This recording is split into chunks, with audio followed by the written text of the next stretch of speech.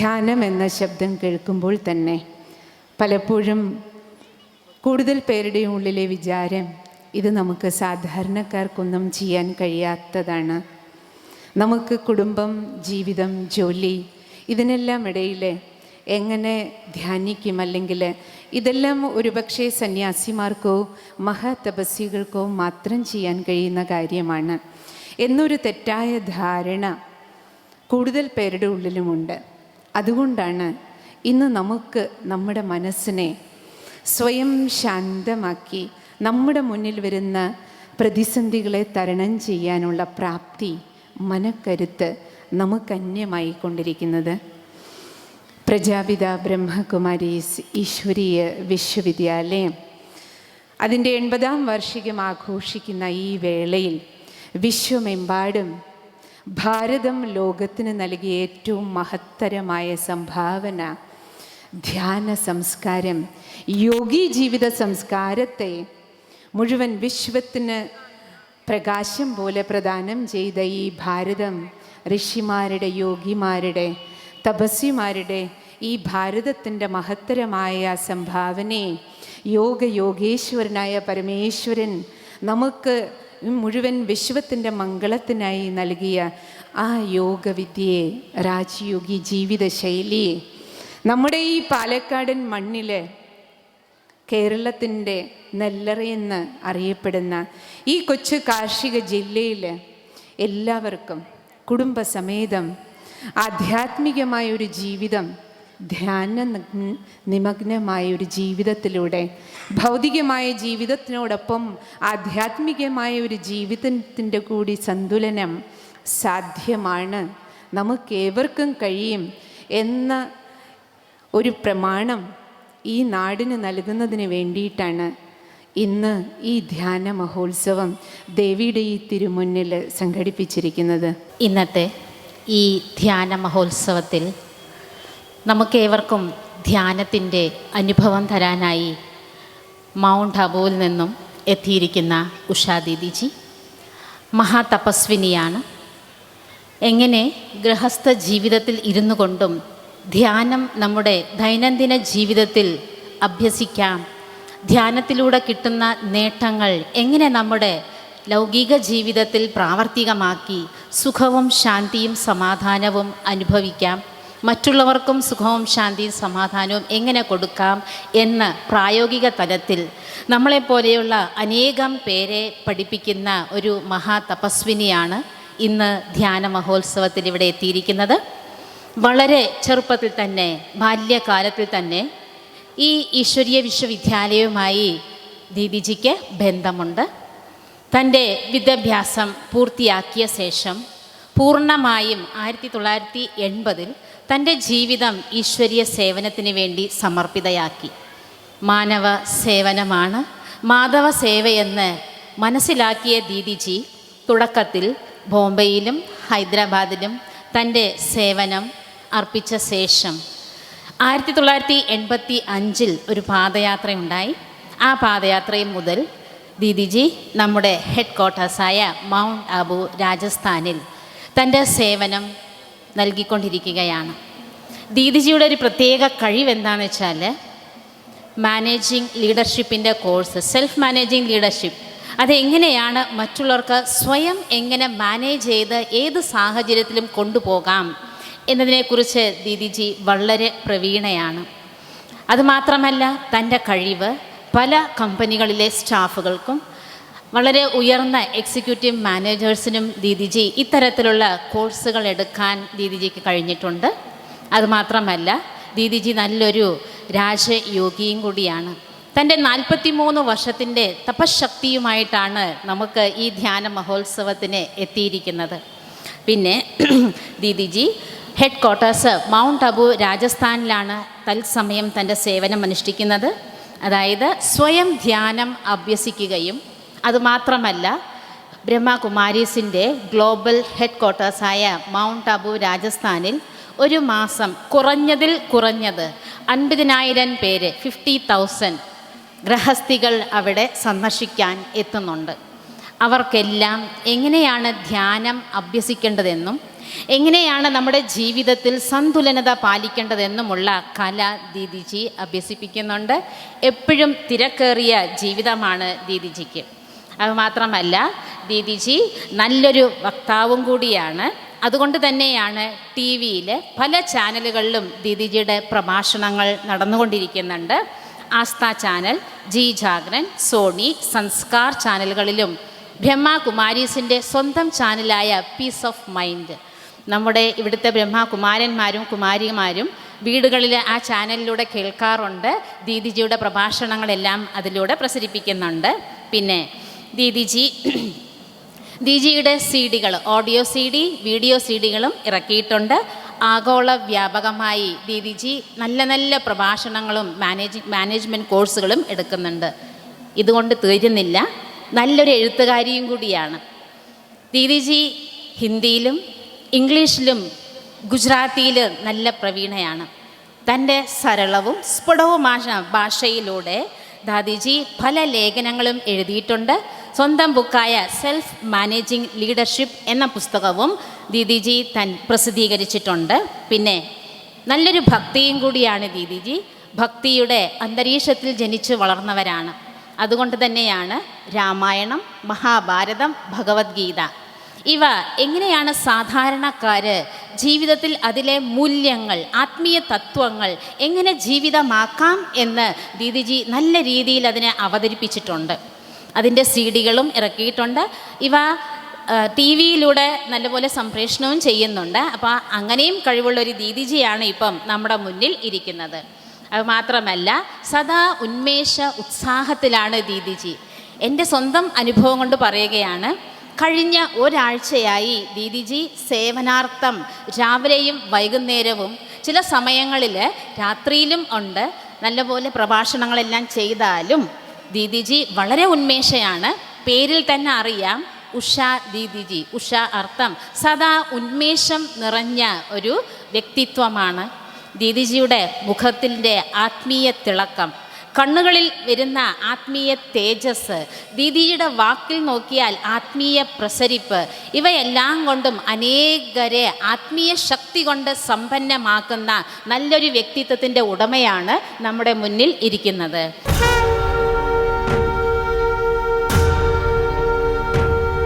With all respect, I inviting Rajayogini Brahmakumari Usha Behanji to give message and blessings.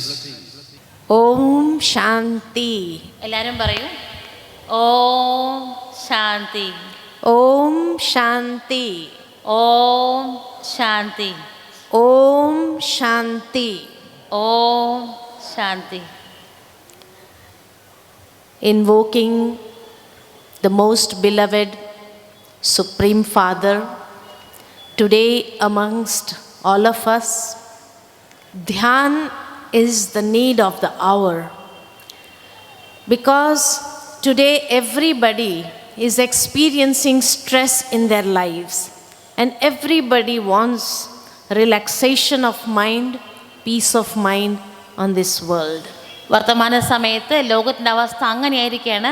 ഓരോ വ്യക്തിയും മാനസിക പിരിമുറുക്കം അനുഭവിക്കുകയാണ്. അതുകൊണ്ട് വർത്തമാന സമയത്ത് ധ്യാനം എന്നത് ഈ സമയത്തിൻ്റെ അത്യാവശ്യമായിട്ടുള്ള ഒരു ഘടകമാണ്. For all the problems and situations which people face, the remedy is Dhyan. Because until and unless they do not strengthen themselves from within, they do not make their minds powerful, till then it is very difficult to overcome the problems and the situations that they face in life. വർത്തമാന സമയത്ത് ലോകത്തിൽ ടെൻഷനില്ലാത്ത ഒരാൾ പോലും ഇല്ല. അത്രത്തോളം മാനസിക പിരിമുറുക്കം വർദ്ധിച്ചിരിക്കുകയാണ്. ഏത് പ്രശ്നം ഏത് തന്നെ ആയിക്കോട്ടെ, പരിഹാരം മെഡിറ്റേഷനാണ്. എന്തുകൊണ്ടെന്ന് വെച്ചാൽ ധ്യാനത്തിലൂടെ നമ്മുടെ മനസ്സ് ശക്തിശാലിയാകാണ്. ശക്തിശാലിയായിട്ടുള്ള മനസ്സിന് അനായാസമായിട്ട് പ്രശ്നങ്ങളെ അഭിമുഖീകരിക്കാൻ സാധിക്കും. Because day by day people are becoming mentally exhausted. The strength is just draining from their lives. That is why even small things, small problems come up, they start reacting and finally they land up in depression in their lives. വർത്തമാന സമയത്ത് ലോകത്തിൻ്റെ അവസ്ഥ അങ്ങനെയാണ്. അനേക പ്രശ്നങ്ങളെ തരണം ചെയ്യേണ്ടിയിരിക്കുകയാണ്. പണ്ട് കാലത്തൊക്കെ ഒന്ന് പോയി പിന്നെ കുറച്ചു കാലം കഴിഞ്ഞിട്ടേ വേറെ ഒരെണ്ണം വരുള്ളൂ. ഇന്ന് അങ്ങനെയല്ല, ഒന്നിനെ പിറകെ പല പ്രശ്നങ്ങളെ അഭിമുഖീകരിക്കേണ്ടി വരികയാണ്. അതുകൊണ്ട് തന്നെ നമ്മുടെ ശക്തികൾ മുഴുവൻ ചോർന്നു പോകുകയാണ്. ശക്തിയില്ലാത്ത മനസ്സ് വയലൻ്റ് ആകും, എതിർക്കാൻ തുടങ്ങും, റിയാക്ട് ചെയ്യാൻ തുടങ്ങും, അവിടെ പ്രശ്നങ്ങൾ പെരുകാൻ തുടങ്ങും. അതുകൊണ്ട് അവിടെയാണ് ധ്യാനത്തിൻ്റെ മഹത്വം കുടികൊള്ളുന്നത്.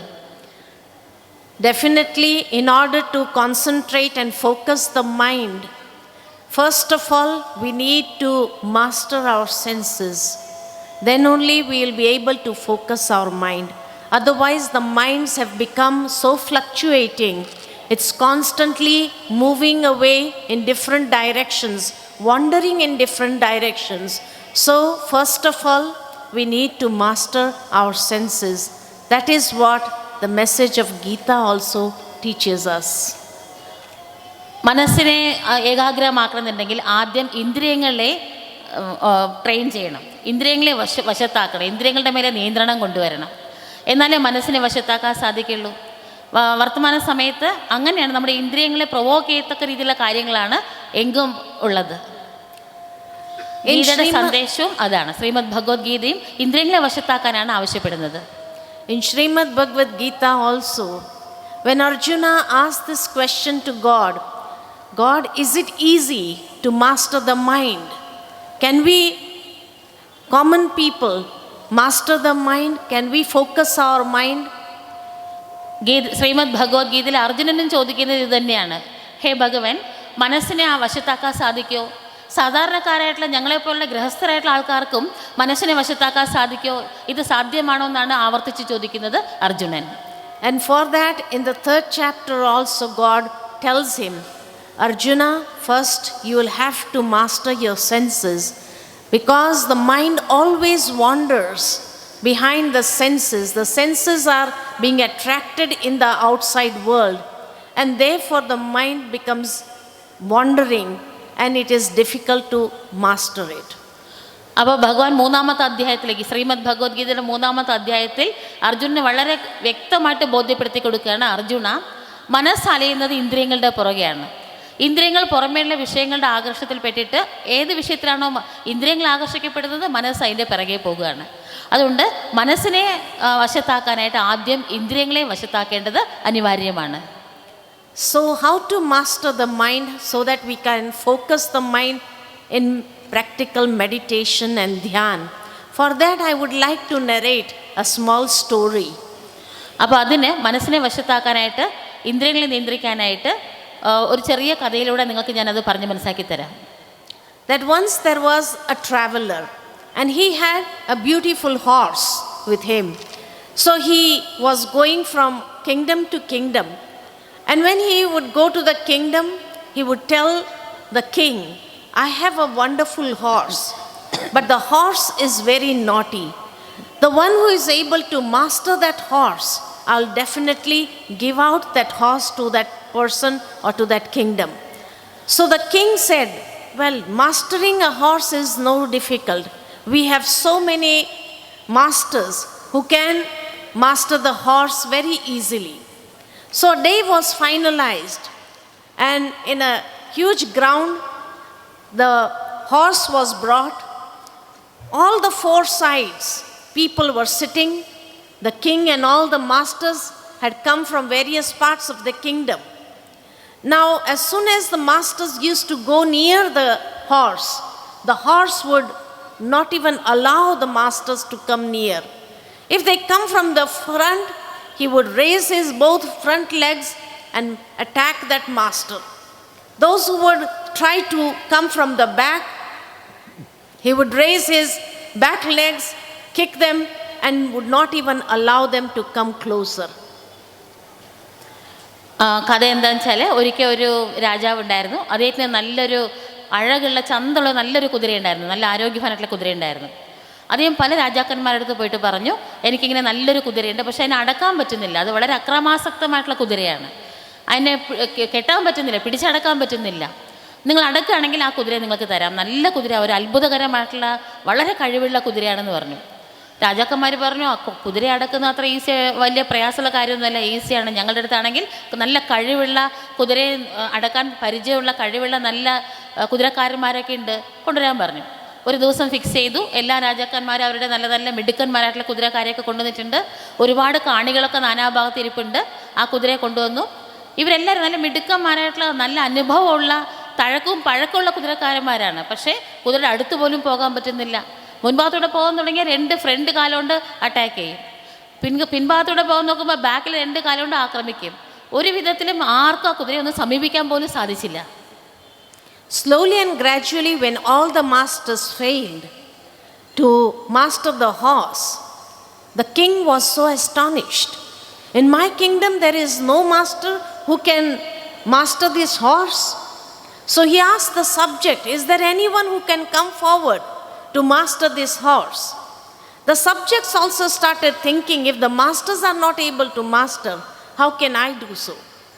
So everybody remained calm. അപ്പോൾ രാജാവിന് അത് വളരെ വലിയ നാണക്കേട് പോലെ തോന്നി. എൻ്റെ രാജ്യത്തിൽ ഇത്രയും നല്ല കഴിവുള്ള മിടുക്കന്മാരായിട്ടുള്ള കുതിരക്കാരെ ഉണ്ടായിട്ട് ഒരു കുതിരയെ അടക്കാൻ സാധിച്ചില്ല എന്നുള്ളത് ആ രാജ്യത്തിന് തന്നെ നാണക്കേടാണ്. അപ്പോൾ അദ്ദേഹം പ്രജകളോട് ചോദിച്ചു, നിങ്ങൾക്ക് ആർക്കെങ്കിലും ഈ കുതിര അടക്കാനായിട്ട് ധൈര്യമുണ്ടോ? ആർക്കെങ്കിലും വരാൻ പറ്റുമോ ഈ വെല്ലുവിളിയെ സ്വീകരിക്കാൻ എന്ന് അദ്ദേഹം ചോദിച്ചു. അവിടെ ഉണ്ടായിരുന്ന പ്രജകൾ വിചാരിച്ചു, ഇത്രയും തഴക്കവും പഴക്കമുള്ള മിടുക്കന്മാരായിട്ടുള്ള അനുഭവസ്ഥരായിട്ടുള്ള കുതിരക്കാർക്ക് ചെയ്യാൻ പറ്റാത്ത കാര്യം ഞങ്ങൾക്ക് എങ്ങനെ ചെയ്യാൻ പറ്റും? ഓരോരുത്തരും വിചാരിച്ചു, എനിക്ക് സാധിക്കില്ല. എല്ലാവരും silent ആയിട്ടിരുന്നു. So finally, when the king was asking everyone, the prince was watching the whole scene. So he asked the king, can I go and try to master the horse? The king said, if the subjects cannot do, the masters cannot do, how are you going to do? So he said, give me the permission. Definitely, I think I may be able to master the horse. And he was watching since long that in the direction the horse was placed, there was a huge shadow. And whenever anyone came near the shadow, when the horse saw the shadow, he used to just become wild. And that's why he was not able to allow anyone come near it. So the prince, what he did, gradually he turned the direction of the horse and brought the direction in which the shadow was behind. And now the horse could not see the shadow. And then gradually from behind, he jumped onto the horse and catch hold of the reins, and the horse was mastered. ഇതെല്ലാം കണ്ടുകൊണ്ടും കേട്ടുകൊണ്ടിരുന്ന രാജകുമാരൻ രാജാവിനോട് പറഞ്ഞു, രാജാവേ, എനിക്ക് കുതിരയെ നിയന്ത്രിക്കാൻ സാധിക്കും, അങ്ങ് അനുമതി തന്നാലും. രാജാവ് പറഞ്ഞു, ഇത്ര നല്ല കുതിരക്കാരന്മാർക്ക് സാധിച്ചില്ല, ഇത്രയും പ്രജകളുണ്ട്, അവരിന്ന് ആരും വന്നില്ല, നിനക്കെങ്ങനെ കഴിയും ചോദിച്ചു. അങ്ങ് അനുവാദം തന്നാൽ മതി, എനിക്ക് ചെയ്യാൻ പറ്റും, അങ്ങ് എന്നെ വിശ്വസിക്കൂ എന്ന് പറഞ്ഞു. രാജാവ് സമ്മതിച്ചു. അപ്പോൾ ഈ രാജകുമാരൻ ഇത്രയും നേരം നിരീക്ഷിക്കുകയായിരുന്നു. ആ കുതിരയുടെ അടുത്തേക്ക് ആരെങ്കിലും വരുമ്പോൾ ഒരു നിഴൽ ഉണ്ട്. ആ നിഴൽ കാണുമ്പോഴാണ് കുതിര ആൾ വരുന്നത് മനസ്സിലാക്കിയിട്ട് എടുത്ത് ചാടുന്നതും ആക്രമിക്കുന്നതും. ഈ രാജകുമാരൻ ആദ്യം കുതിരയ്ക്ക് നിഴൽ കാണാൻ പറ്റാത്ത രീതിയിൽ കുതിരയുടെ ഡയറക്ഷനെ മാറ്റി നിർത്താൻ പറഞ്ഞു. അവിടെ ആ പ്രകാശം ഉണ്ടായിരുന്നു. ആ പ്രകാശം വേറെ സൈഡിലേക്ക് ആക്കിയപ്പം ആര് വന്നാലും നിഴൽ കുതിരയുടെ പിറകിലേ കാണുള്ളൂ, കുതിരയ്ക്ക് കാണാൻ പറ്റില്ല, കുതിരയുടെ പിറകിൽ ആ നിഴൽ വരുള്ളൂ. അത് കാരണം രാജകുമാരൻ മുന്നോട്ട് പോയപ്പം കുതിര കണ്ടില്ല. രാജകുമാരൻ ബാക്കിൽ നിന്ന് ഒരൊറ്റ ചാട്ടത്തിന് കുതിരയുടെ മുകളിൽ കയറിയിരുന്നു. കടിഞ്ഞാൺ പെട്ടെന്ന് കയ്യിലെടുത്തിട്ട് കുതിരയെ നിയന്ത്രിച്ചു. അങ്ങനെ കുതിരയെ വശത്താക്കാൻ രാജകുമാരന് കഴിഞ്ഞു. Similarly, the mind is compared with the horse. And today the horse has become so naughty. The mind is becoming difficult to manage. Why? Because we have placed ourselves and our senses in such a position that constantly the shadow, that is the attraction, the illusions in this world is attracting the senses now and then. Sometimes the eyes are being pulled, sometimes the tongue is being pulled, sometimes the senses are being pulled, and that is why it is becoming difficult for us to manage our mind. But gradually, if I turn my attention inwards for a few moments also, then we can see that those shadows, those illusions will just vanish away. And that is how, when I control my senses, I discipline my senses, I'm able to manage the mind as well. ഇത് തന്നെയാണ് മനസ്സിനെ വശത്താക്കാനുള്ള യുക്തിയും. നമ്മളെല്ലാവരുടെയും ഇന്ദ്രിയങ്ങൾ പുറമേയുള്ള കാര്യങ്ങൾ ആകർഷിക്കപ്പെടുകയാണ്. ചിലപ്പോൾ കണ്ണ് ആകർഷിക്കപ്പെടും, ചിലപ്പോൾ നാക്ക് ആകർഷിക്കപ്പെടും, ചിലപ്പോൾ ചെവി, ചിലപ്പം കയ്യ്, കാല്, ഇങ്ങനെ ഓരോന്നും മാറി മാറി മാറി ആകർഷിക്കപ്പെടുകയാണ്. നമ്മുടെ എങ്ങനെ കുതിരയ്ക്ക് കാണാൻ പറ്റാത്ത രീതിയിൽ ആ പ്രകാശത്തെ മാറ്റി കുതിരയുടെ കാഴ്ചപ്പാടിനെ വേറെ ദിശയിലേക്ക് മാറ്റി. അപ്പോൾ കുതിര അടക്കാൻ പറ്റി. അതേപോലെ നമ്മുടെ ശ്രദ്ധയെ നമ്മൾ പുറമേയുള്ള ഇന്ദ്രിയങ്ങളിൽ നിന്ന് ഇതൊക്കെ വെറും മിഥ്യയായിട്ടുള്ള കാര്യങ്ങളാണ്, ഇതൊന്നും സത്യമല്ല, യാഥാർത്ഥ്യം വേറെ ഒന്നാണ് എന്ന് മനസ്സിലാക്കി കഴിഞ്ഞിട്ട് ആ യഥാർത്ഥമല്ല എന്നറിയുമ്പോൾ മനസ്സ് ഓട്ടോമാറ്റിക്കായിട്ട് അകത്തേക്ക് തിരിയും. നമ്മുടെ മനസ്സിൻ്റെ ശക്തിയെ അകത്തേക്ക് തിരിച്ചു വിട്ടാൽ അകത്തുള്ള ആ വലിയ മഹത്വമേറിയ സത്യത്തെ, പൊരുളിനെ നമ്മൾ അറിയുമ്പം, യഥാർത്ഥമായിട്ടുള്ള സത്യം അതാണ്, ഇതൊക്കെ മിഥ്യ എന്ന് മനസ്സിലാക്കുമ്പം മനസ്സ് താനെ നമ്മൾക്ക് വശത്തായി വരും. So for a few moments, a small request to all, please, the more you are able to stabilize your physical sense organs also, the more dhyan will be easier and you'll be able to enjoy. So master the sense organs with this consciousness that I am an eternal being. നമ്മൾക്ക് ധ്യാനത്തിൽ നല്ല ഗഹനമായിട്ടുള്ള അനുഭൂതി ലഭിക്കുന്നതിന് ഇന്ദ്രിയങ്ങളെയും വശത്താക്കേണ്ടത് അത്യാവശ്യമാണ്. അതിന് ഇങ്ങനെ നിങ്ങൾ ചിന്തിക്കൂ. എല്ലാവരും മൊബൈലൊക്കെ സ്വിച്ച് ഓഫ് ചെയ്ത് വെക്കണം, സൈലൻസിലിടണം. നിങ്ങളിങ്ങനെ ചിന്തിക്കൂ, ഞാൻ ആത്മാവ് അനശ്വരമായിട്ടുള്ളൊരു ഊർജമാണ്.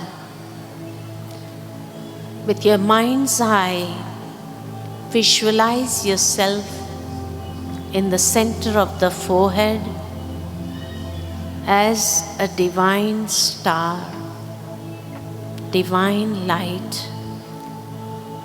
മനോനേത്രം കൊണ്ട് നിങ്ങളുടെ ഇരുപുരുകങ്ങൾക്ക് മധ്യത്തിൽ ദിവ്യപ്രകാശമായിട്ട്, ദിവ്യ നക്ഷത്രമായിട്ട് തിളങ്ങുന്ന ആ ആത്മാവാകുന്ന ഊർജത്തെ മനോനേത്രം കൊണ്ട് കാണൂ. This body is just like a costume that I have put on, but I am the master of my physical senses. ഈ ശരീരം വെറും വേഷം മാത്രമാണ്. ആത്മാവായ ഞാൻ ദേഹത്തിൻ്റെ യജമാനനാണ്.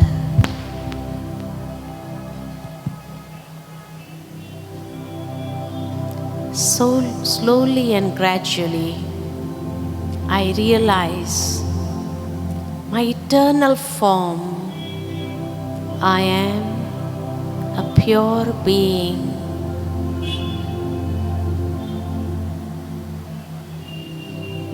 സാവകാശം ഞാൻ എൻ്റെ അനശ്വരമായ അസ്തിത്വത്തെ ഉണരുകയാണ്.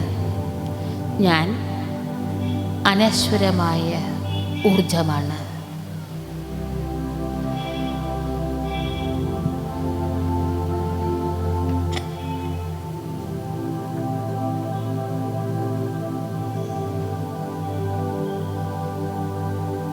I am a divine being, a divine light, constantly radiating pure vibrations.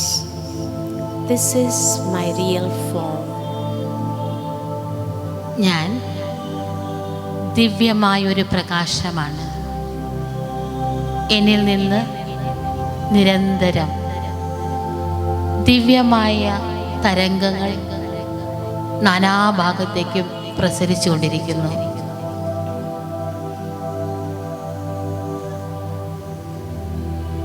As I stabilize in this consciousness of being a pure being, I feel so light from within. ഈ വിചാരങ്ങൾ അനുഭവിക്കും തോറും എൻ്റെ തന്നെ ആഴങ്ങളിൽ ഭാരരഹിതമായ ഒരവസ്ഥ അനുഭവിക്കാൻ കഴിയുന്നു.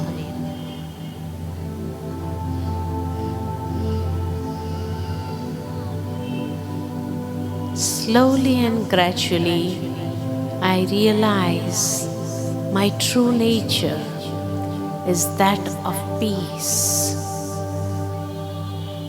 സാവകാശം.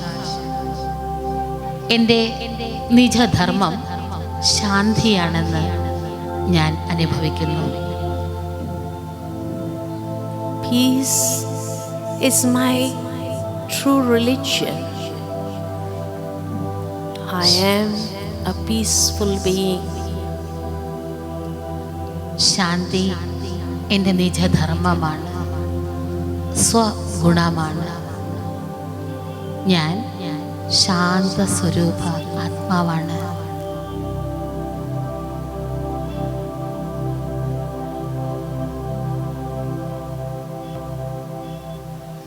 My thoughts are calming down and I am experiencing peaceful vibrations engulfing me.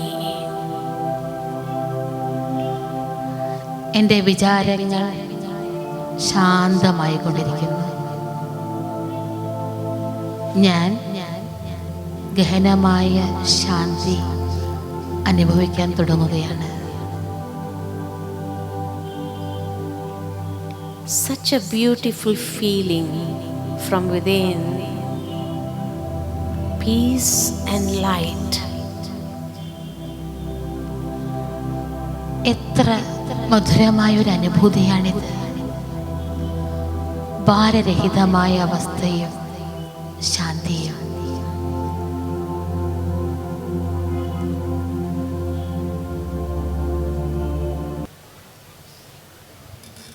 ഈശ്വരീയ ജ്ഞാനത്തിലൂടെയും ധ്യാനത്തിലൂടെയും ശാന്തവും ശക്തവുമായ മനസ്സിനുടമയായാൽ മനോനിയന്ത്രവും അതിലൂടെ ഇന്ദ്രിയങ്ങളെ ജയിക്കുവാനും ജീവിതത്തിൽ നേരിടുന്ന എല്ലാ പ്രതിസന്ധികളെ അതിജീവിക്കുവാനും സാധിക്കുമെന്ന സന്ദേശം നൽകി നമ്മെ ധ്യാനാനുഭൂതിയുടെ ആഴക്കടലിലേക്ക് ഓരോരുത്തരെയും നയിച്ച് ആത്മാവിൽ പുതിയ വെളിച്ചം പകർന്നു തന്ന മഹാതപസ്വിനി ബ്രഹ്മകുമാരി ഉഷാ ബഹൻജിക്ക് ഹൃദയപൂർവമായ നന്ദി.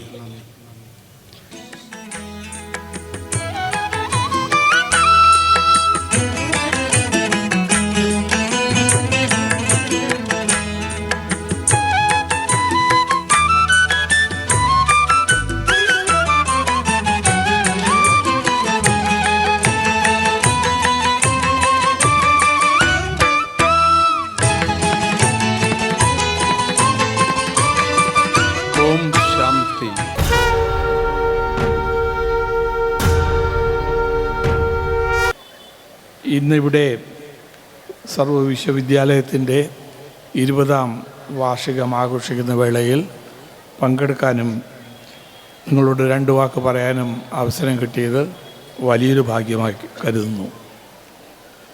It's also my privilege to be in the stage along with the Rajyogini Kumari Usha Bahenji, and she has really taken us through a different world altogether.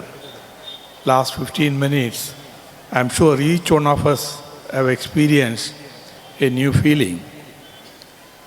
And also her talk was so simple and profound. So if I try to add anything to that, it will be a disaster. And also I am a man of living world rather than of spirituality. So I don't have much of an idea about spirituality, but still, let me make a few remarks. നമ്മുടെ മനസ്സിൻ്റെ ശക്തിയും അത് നമ്മുടെ ശരീരത്തിന് നമ്മുടെ ബാഹ്യമായിട്ടുള്ള പ്രവൃത്തികൾക്ക് എന്തുമാത്രം പ്രയോജനം ചെയ്യുമെന്നുള്ളതാണ് ഈ പ്രസ്ഥാനത്തിൻ്റെ ഒരു ഉൾക്കാഴ്ച. അതിൻ്റെ അടിസ്ഥാനമായിട്ട് കഴിഞ്ഞ ഏകദേശം 80 വർഷമായിട്ട് ഈ പ്രസ്ഥാനം നടന്നുകൊണ്ടിരിക്കുകയാണ്. അതിൻ്റെ ഫലങ്ങൾ ഭാരതത്തിലെ പല ഭാഗങ്ങളിലും നമുക്ക് ദൃശ്യമായിട്ടുണ്ട്. ഇന്ന് ഇവിടുത്തെ സ്ഥിതി തന്നെ നോക്കാം. ഞാൻ ഈ മൈതാനത്ത് പല ചടങ്ങുകൾക്കും വന്നിട്ടുണ്ട്. ചിലത് രാഷ്ട്രീയക്കാരുടെയാണ്, ചിലത് കലാ സാംസ്കാരിക സംഘടനകളുടെയാണ്. പക്ഷേ ഇന്ന് ഇവിടെ കണ്ട പോലുള്ള ഒരു ജനക്കൂട്ടം ഞാൻ ഇതുവരെ കണ്ടിട്ടില്ല. അത് കാണിക്കുന്നത് ഈ ആശയം, ആ മനസ്സിൻ്റെ ശക്തിയെപ്പറ്റിയും മനസ്സിനെ എങ്ങനെ ശക്തിപ്പെടുത്താനും ആ ശക്തി ഉപയോഗിച്ച് നമുക്കെങ്ങനെ നേട്ടങ്ങളുണ്ടാക്കാം എന്നുള്ളതിനെ പറ്റിയും അതിലൊക്കെ ഉപരിയായിട്ട് മനസ്സിനെ തന്നെ നമ്മുടെ ശാന്തിക്ക് മാത്രമല്ല നമ്മുടെ കുടുംബത്തിനും സമൂഹത്തിനും ലോകത്തിനും ശാന്തി കൈവരിക്കാനുള്ള ഒരു മാർഗരേഖയാണ് നമ്മുടെ ഈ സഹോദരിമാർ പിന്തുടരുന്നത്. അതിന് ആ തത്വം അംഗീകരിക്കാനും അത് ജീവിതത്തിൽ പകർത്താനും നിങ്ങൾക്ക് കഴിഞ്ഞു എന്നുള്ളത് വളരെ വലിയൊരു നേട്ടമാണ്. ഞാൻ നേരത്തെ പറഞ്ഞ പോലെ ഞാൻ ലൗകിക ലോകത്ത് ഈ മെറ്റീരിയൽ വേൾഡിൽ മുഴുകിയിരിക്കുന്ന ഒരാളാണ്. അപ്പോൾ മെറ്റീരിയലിസ്റ്റിക്കായിട്ടുള്ള പ്രോബ്ലംസ് എന്താണെന്ന് വെച്ച് അത് കണ്ടുപിടിച്ച് അതിൻ്റെ അവസാനം അതിൽ വിജയം കൈവരിക്കുക എന്നുള്ള ഒരേ ഒരു ഉദ്ദേശം വെച്ച് പ്രവർത്തിക്കുന്ന ഒരാളാണ്. So I have always worked for achieving material benefits and using the physical power, how we can achieve a goal. But in all those things, this concentration is very, very important. I can tell you, perhaps, there were quite a few nights when I was thinking only about my baby, the PSLV rocket. That dream and concentration has brought the best results at the end. So definitely there is no doubt that concentration is the most important element in any walk of life. So അപ്പോൾ അതിൽ നമ്മുടെ മനസ്സിന് ഏകാഗ്രത കൊടുക്കുന്നതിനാണ് ഈ ധ്യാനം കൊണ്ട് ഉദ്ദേശിക്കുന്നത്. അത് പല വിധത്തിലാവാം. നമുക്ക് ഇപ്പോൾ ആരാധനാലയങ്ങളിൽ പോയിട്ട് അവിടെ ഒരു സിമ്പിൾ വെച്ച് അതിൽ നമ്മുടെ മനസ്സ് ഏകാഗ്രമാക്കി വെച്ച് പ്രാർത്ഥിക്കാം. അതല്ലാന്നുണ്ടെങ്കിൽ ചില മന്ത്രങ്ങൾ ചൊല്ലി ധ്യാനിക്കാം. ഇത് പുതിയൊരു രീതി. മന്ത്രങ്ങളുടെ ഒന്നും ആവശ്യമില്ല. നമ്മളുടെ ശരീരത്തിൻ്റെയും നമ്മുടെ ഇന്ദ്രിയങ്ങളുടെയും എല്ലാത്തിനെയും നിയന്ത്രണം വരുത്തിക്കൊണ്ട് ധ്യാനാവസ്ഥയിൽ പോവുകയും മനസ്സിന് ഏകാഗ്രത വരുത്തുകയും ചെയ്യുക എന്നുള്ളതാണ്.